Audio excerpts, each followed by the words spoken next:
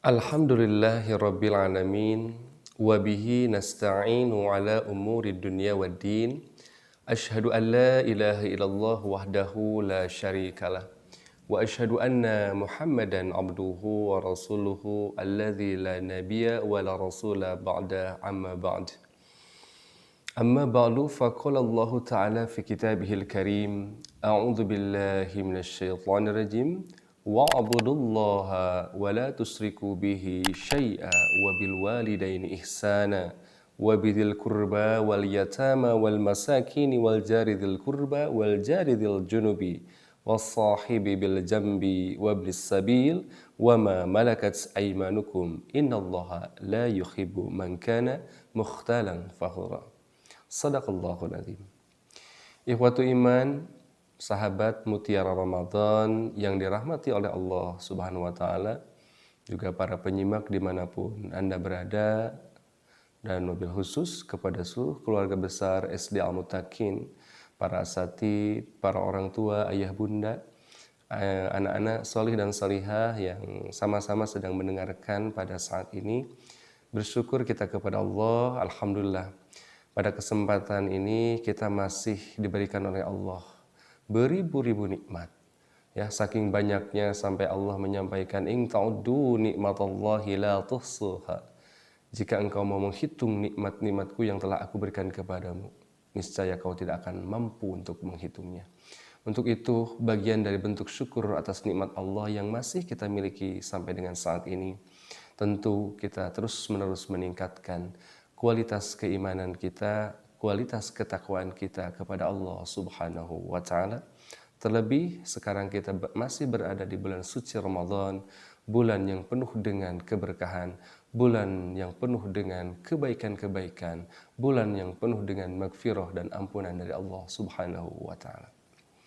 Sahabat Mutiara Ramadan yang dirahmati Allah Subhanahu wa Ta'ala, pada kesempatan ini izinkan untuk menyampaikan beberapa pesan Allah dalam Al-Quran, mungkin beberapa juga hadis Rasulullah SAW. Di dalam muqaddimah tadi disampaikan kalam ilahi Al-Quran, tepatnya di Quran surat An-Nisa ayat ke-36, yang mana ayatnya A'udzu billahi minasyaitonir rajim wa'budullaha wa la tusyriku bihi syai'a wabil walidaini ihsana wa bidzil qurba wal yatama wal masakini wal jari dzil qurba wal jari dzil junubi wa ibnis sabili wa ma malakat aymanukum innallaha la yuhibbu man kana mukhtalan fakhura. Sadaqallahul azim. Adapun arti makna daripada ayat yang tadi dibacakan dalam surat An-Nisa ayat ke-36, kurang lebih wa'budullaha, dan hendaklah kalian semua termasuk kita diseru oleh ayat ini untuk beribadah kepada Allah, hanya kepada Allah, wala tusyriku bihi syai'a, dan tidak sekali-kali menyekutukan Allah Subhanahu wa Ta'ala. Wabil walidaini ihsana, dan hendaklah kau berbuat baik kepada kedua orang tua. Wabidil qurba, kepada kaum kerabat. Wal yatama, kepada anak-anak yatim. Wal masakin, kepada kaum miskin. Wal jari dzil qurba wal jari dzil junubi, kepada tetangga, apakah itu yang dekat ataupun tetangga yang jauh. Wassahibi bil jambi wabnis sabil, termasuk juga kepada ibnus sabil yang kehabisan bekal di perjalanan. Wa ma malakat aymanukum, dan hamba saya yang kalian miliki. Innallaha la yuhibbu man kana mukhtalan fakhura, sungguhnya Allah tidak menyukai orang-orang yang sombong dan membanggakan diri. Sahabat Mutiara Ramadan yang dirahmati Allah Subhanahu wa Ta'ala, kurang lebih apa yang disampaikan Allah di dalam Al-Quran surat An-Nisa 36 tadi, ini merupakan salah satu petunjuk dari Allah untuk kita, bagian episode kehidupan manusia di dunia tentu paling tidak memiliki dua tugas. Pertama, bagaimana seorang manusia, kita termasuk yang diseru di dalamnya, menjalin hubungan baik. Yang pertama tentunya hubungan baik kita dengan Allah, yang sering para ulama menyebutnya dengan hablum minallah, hubungan kita dengan Tuhan kita, yaitu Allah Subhanahu wa Ta'ala. Dan yang kedua, hablum minan nas, yaitu hubungan kita dengan sesama hidup kita di dunia dengan manusia. Kenapa bisa disampaikan seperti itu? Berdasarkan ayat tadi yang telah diartikan juga tadi, wa'budullah, hendaklah kalian semua untuk beribadah kepada Allah. Ini menunjukkan bagaimana hubungan kita yang langsung secara vertikal kepada Allah Subhanahu wa taala, yaitu beribadah.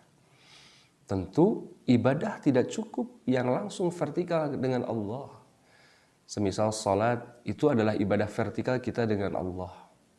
Ibadah saum kita tentu salah satu juga bagian dari ibadah vertikal langsung kepada Allah. Bahkan disebutkan dalam hadis, saum itu li wa ana, dan akulah kata Allah yang akan membalasnya. Saum itu untukku. Berbeda dengan ibadah lainnya, tentu setiap ibadah hakikatnya adalah kebaikan untuk kita. Tapi kata Allah, as-saumu li, saum itu untukku, dan Allah sendiri yang akan membalas pahala saum. Maka ini adalah di antara contoh ibadah kita yang vertikal langsung kepada Allah. Termasuk wa'budullah, perintah Allah dalam ayat ini, beribadahlah kalian kepada Allah, wala tusriku bihi syai'an, dan jangan sekali-kali engkau syirik, berlaku musyrik kepada Allah Subhanahu wa taala. Nah, ini yang perlu kita perhatikan, ini adalah masalah ketauhidan kita kepada Allah. Jadi hanya satu-satunya zat yang pantas dan harus kita ibadahi hanyalah kepada Allah semata. Tidak ada ilah selain Allah. La ilaha illallah. Wala tusriku bihi syai'a. Tidak boleh kita menyekutukannya, berlaku syirik, ya, menjadikan Tuhan, menjadikan Rabb selain daripada Allah.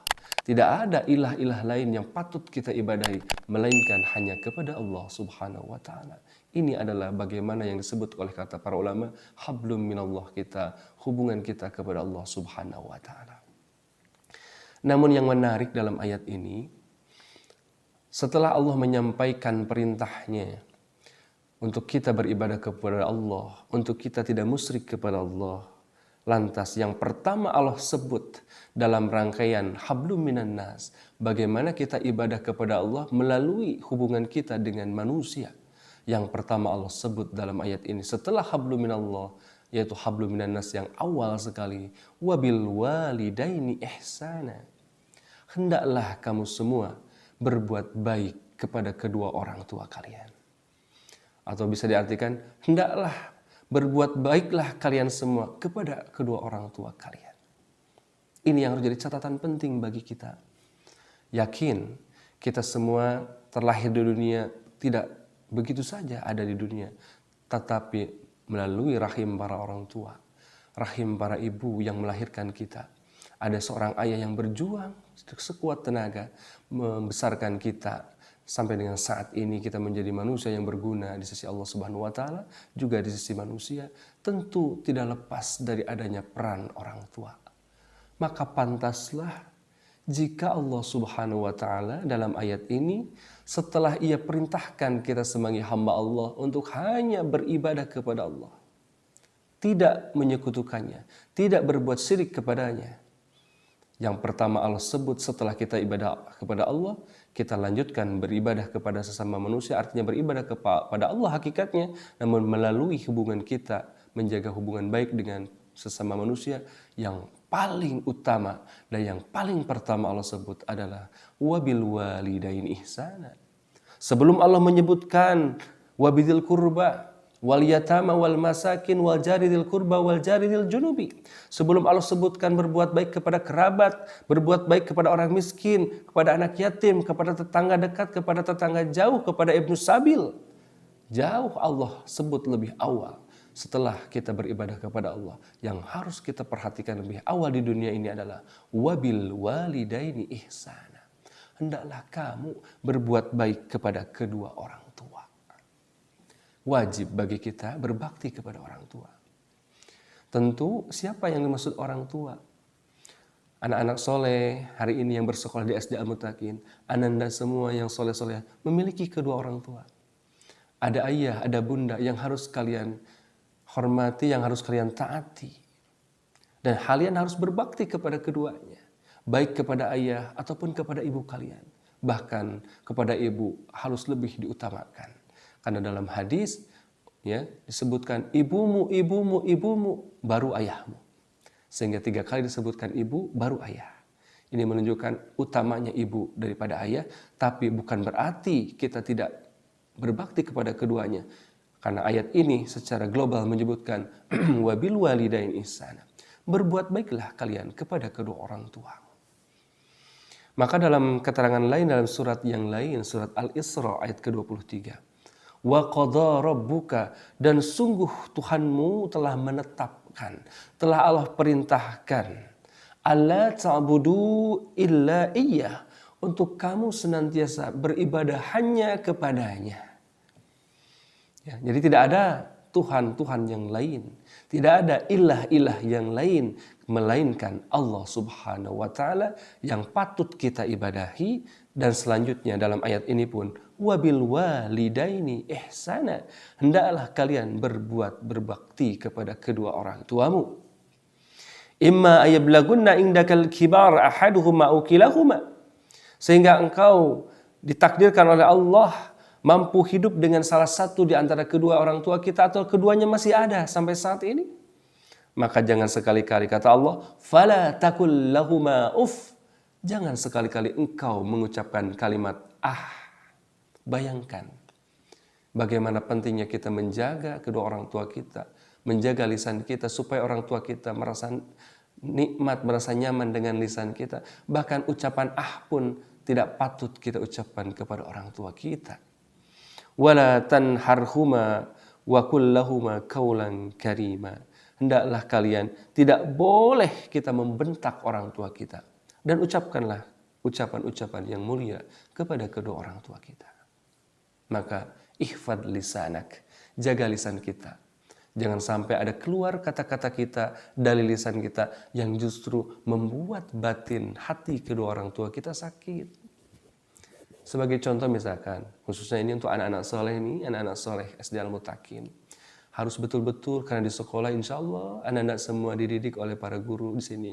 Untuk bagaimana tidak cukup hanya beribadah kepada Allah, tapi juga bagaimana berbakti kepada orang tua. Di rumah misalkan, cukup kita membahagiakan orang tua dengan apa? Dengan kita ya taat kepada keduanya. Jangan membentak orang tua. Suara anak-anak soleh dan soleh tidak boleh sampai melebihi ya volume suara orang tua. Ketika diperintahkan oleh kedua orang tua kita, tentunya selama perintah orang tua kepada anak-anak semua untuk kebaikan, tidak menyalahi agama, maka wajib kita mentaatinya. Apalagi jika orang tua kita menyuruh kita untuk ibadah. Misalkan kalian diperintahkan untuk sholat 5 waktu. Kalian diperintahkan untuk membaca Al-Quran setiap hari. Tentu wajib bagi kita taat kepada kedua orang tua kita. Jika dipanggil, jangan sampai orang tua berkali-kali memanggil kita, lantas kita diam saja, fokus dengan gadget kita, fokus dengan game kalian. Sementara panggilan orang tuamu diabaikan. Kita fokus ya membuka media sosial, sementara panggilan orang tua diabaikan. Maka akan menjadi dosa besar kepada orang tua, durhaka kepada orang tua. Ini yang harus kita waspadai anak-anak soleh dan soleha. Juga tidak hanya mungkin, kita juga sebagai ayah, bunda, ya tidak lantas menjadi kewajiban seorang anak tadi berbakti kepada orang tua, kepada ayah bunda, tapi ayah bunda di rumah juga sama hakikatnya adalah sebagai anak dari ayah bunda semua. Tentu ayah bunda pun lahir dari kedua orang tua, dari ibunya. Maka orang tua pun, ayah bunda pun masih punya kewajiban. Ya, apalagi yang masih ada sampai dengan saat ini, masih hidup di dunia, maka ada kesempatan kita untuk berbaik kepada kedua orang tua. Minimal jangan pernah ada keluar kata-kata lisan dari kita kepada orang tua yang bisa menyakiti perasaan kedua orang tua kita. Ikhwatu iman, sahabat mutiara Ramadan yang dirahmati Allah Subhanahu wa taala. Bahkan di dalam sebuah hadis disampaikan dalam hadis sahih ya, yang diriwayatkan oleh Imam Ibnu Hibban dalam kitab Bulughul Maram, disampaikan nomor hadis 434. An Abdullah bin Umar radhiyallahu anhu. Ya.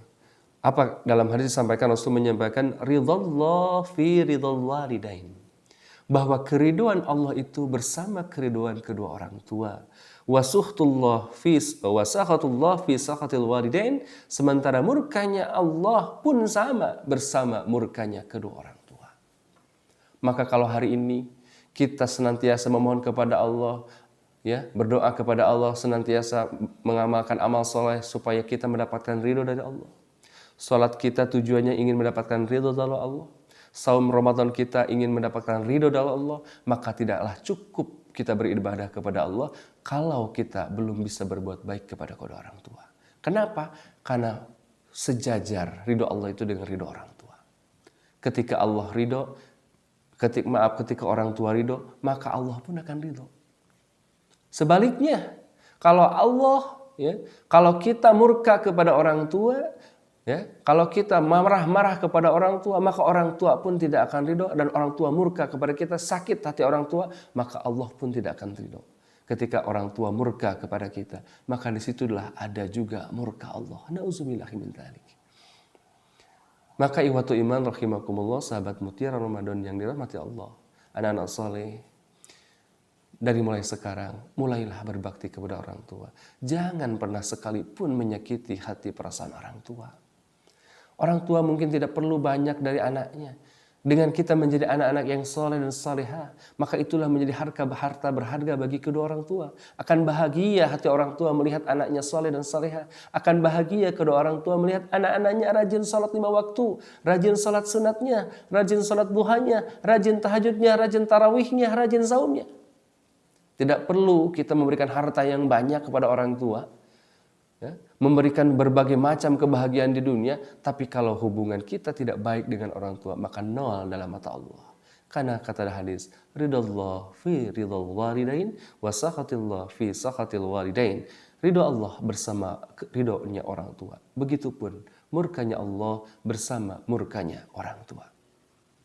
Ikhwatul iman, sahabat mutiara Ramadan yang dirahmati Allah. Dalam satu kesempatan ada seorang pemuda pada masa Rasulullah SAW yang datang kepada Rasul, lantas dia melontarkan satu pertanyaan kepada Rasul. Apa pertanyaan pemuda itu? Kata pemuda itu kepada Rasulullah, ahayyun, ya Rasulullah SAW, maaf, bolehkah aku berangkat untuk berjihad di jalan Allah? Jadi ada seorang pemuda datang kepada Rasulullah SAW, dia meminta izin untuk ikut berperang di jalan Allah. Maka Rasulullah berbalik bertanya kepada pemuda yang minta izin untuk ikut berperang berjihad di jalan Allah tadi. Apa kata Rasul? Ahayun walidak, apakah kedua orang tuamu masih hidup, wahai pemuda? Maka pemuda itu pun menjawab, wahai Rasulullah, tentu orang tuaku masih ada. Maka apa kata Rasulullah? Irji, kembalilah. Maksudnya, pemuda itu disuruh pulang oleh Rasul, fafihima fajahid. Maka kata Rasul, maka pada kedua orang tuamu itu maka hendaklah kau berjihadlah. Apa maksudnya? Maksudnya di sini Rasul ingin menyampaikan ternyata berbakti kepada kedua orang tua selevel derajatnya dengan kita berjihad di jalan Allah. Masya Allah. Maka alangkah bahagianya, alangkah beruntungnya hari ini kita yang masih hidup di alam dunia dan masih diberi kesempatan oleh Allah untuk hidup bersama kedua orang tua, anak-anak soleh dan soleha, siswa-siswi SD Al-Muttaqin. Hei kalian yang masih memiliki orang tua, ambillah kesempatan terbaik ini untuk kalian mengambil kesempatan ini berbuat baik sehebat-hebatnya, sebaik-baiknya kepada orang tua yang masih ada. Mumpung kita masih hidup bersama orang tua kita. Bahkan di sini Rasul menyampaikan jihad di jalan Allah, berperang di jalan Allah pun selevel dengan berbakti kepada orang tua. Sehingga pemuda yang ingin berperang di jalan Allah pun oleh Rasul disuruh pulang dulu. Berbaktilah kau kepada orang tua, maka di sanalah fafihima fajahid. Maka pada keduanya berjihadlah. Disebutkan oleh Rasul berjihad. Sehingga berbakti kepada orang tua bisa selevel dengan jihad di jalan Allah. Kita tahu bagaimana luar biasanya berjihad di jalan Allah pahalanya. Sehingga ya, bagi orang yang mati syahid maka surga balasannya. Tapi ternyata dengan berbakti kepada orang tua itu pun selevel dengan jihad di jalan Allah. Ikhwatu iman, sahabat mutiara Ramadan yang dirahmati Allah Subhanahu wa taala. Juga anak-anak salih SD Al-Muttaqin yang dirahmati Allah. Maka ambillah kesempatan momentum hebat ini. Ya, kita masih hidup di bulan Ramadan, hidup bersama kedua orang tua. Manfaatkanlah untuk kita hidup dengan orang tua dengan terus berbakti kepada orang tua. Pertanyaannya, bagaimana kalau di antara kita, di antara kalian semua, yang hari ini mungkin ada yang sudah tidak lengkap orang tuanya. Orang tuanya yang ayahnya ada, mungkin yang ibunya sudah tiada. Ataupun sebaliknya yang ibunya masih ada tapi ayahnya sudah dipanggil oleh Allah. Maka tetap ada kewajiban kita berbakti kepada orang tua. Apa? Doakan. Minta kepada Allah, ampunkan dosa-dosa kedua orang tua. Doanya mungkin insya Allah semua sudah pada hafal. Rabbighfirli wali walidayya warhamhuma kama rabbayani shaghira. Ya Allah, ampunkanlah dosa-dosaku. Ampunkanlah dosa kedua orang tuaku. Sebagaimana orang tua kita ya menyayangi kita sejak kita kecil. Maka doa kita kepada orang tua yang sudah meninggal, yang sudah Allah panggil, akan sampai selama kita menjadi anak-anak yang saleh. Maka harta paling berharga untuk orang tua adalah anak-anak yang saleh dan salehah yang berdoa kepada orang tuanya. Dalam sebuah hadis ada 3 ya amal jariah yang tidak akan pernah putus. Amal itu sekalipun sudah meninggal dunia. Apa itu? Salah satu di antara 3 adalah walidun solihun yad'ulah. Satu di antara 3 ya jariah yang terus mengalir pahalanya adalah anak yang saleh yang senantiasa mendoakan kedua orang tuanya yang sudah tiada. Dengan doa yang terbaik. Tentunya doa yang diajarkan dalam redaksi Al-Quran, doa yang diajarkan dalam redaksi hadis Rasul. Termasuk yang tadi, Rabbighfirli wali walidayya warhamhuma kama rabbayani shaghira. Ikhwatu iman, sahabat mutiara Ramadan yang dirahmati Allah. Dalam keterangan hadis At-Tabarani disampaikan, ada 2 dosa ya, yang sanksinya oleh Allah akan ditunaikan tidak hanya nanti di akhirat, udah jelas pasti Allah tunaikan, tapi sejak di dunia Allah tunaikan balasan dari dosa yang dilakukan. Apa itu? Dalam hadis riwayat At-Tabarani, isnani yu'ajjiluhuma, ada 2 dosa. Yu'ajjiluhuma, yang mana dosa tersebut jika dilakukan maka akan disegerakan, dipercepat balasan dari 2 dosa itu Allahu oleh Allah fid dunya, sekalipun masih hidup di dunia, wal akhirah, dan tentunya pasti di akhirat Allah pun akan balas. Apa itu? Al-baghyu wa uququl walidain. Apa itu al-baghyu? Dosa kezaliman, berbuat zalim. Ya, berbuat zalim kepada orang lain. Ya, ada orang lain yang kita zalimi, tangan kita berbuat zalim kepada orang lain, menyakiti orang lain. Lisan kita berbuat zalim kepada orang lain dengan menyakiti perasaan orang lain. Sampai dia meninggal dia tidak pernah meminta maaf. Kita pernah memukul seseorang sampai dia meninggal dia tidak pernah meminta maaf. Maka termasuk itu juga termasuk salah satu contoh dosa zalim. Ya. Menghilangkan nyawa seseorang itu pun zalim. Menghilangkan harta seseorang, mencuri dan sebagainya, berbagai macam perbuatan dosa. Termasuk dosa kita kepada Allah itu pun bagian dari zalim. Zalamu anfusahum, berbuat zalim kepada diri kita sendiri, itu pun zalim.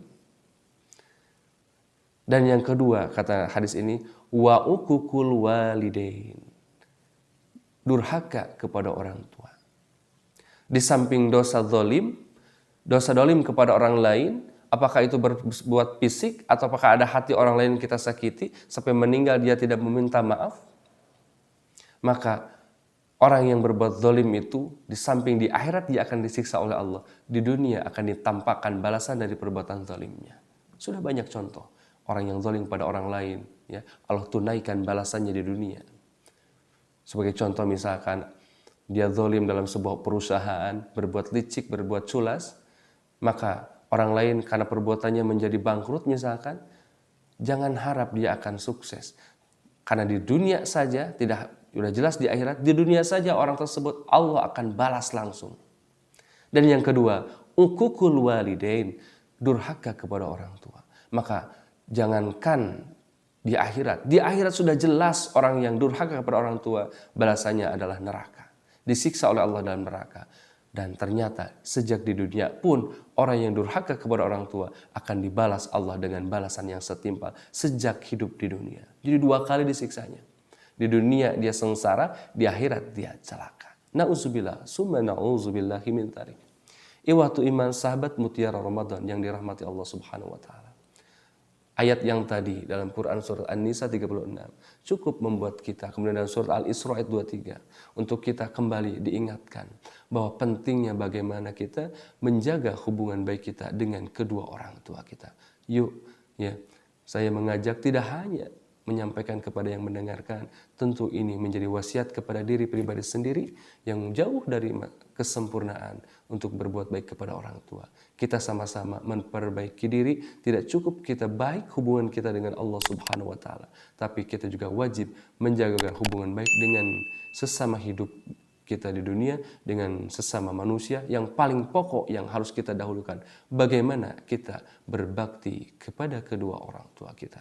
Mudah-mudahan kita semua termasuk orang tua kita oleh Allah diberikan kesempatan untuk senantiasa menjadi orang yang lebih baik, khususnya sekarang di bulan Ramadan, bulan untuk kita perbaikan, bulan tarbiyah, bulan pendidikan. Mudah-mudahan keluar dari Ramadan, ya, kita menuju Idul Fitri, berkumpul kepada orang tua, tidak ada yang kita ingin capai kecuali nilai derajat takwa kita yang meningkat di sisi Allah Subhanahu wa taala.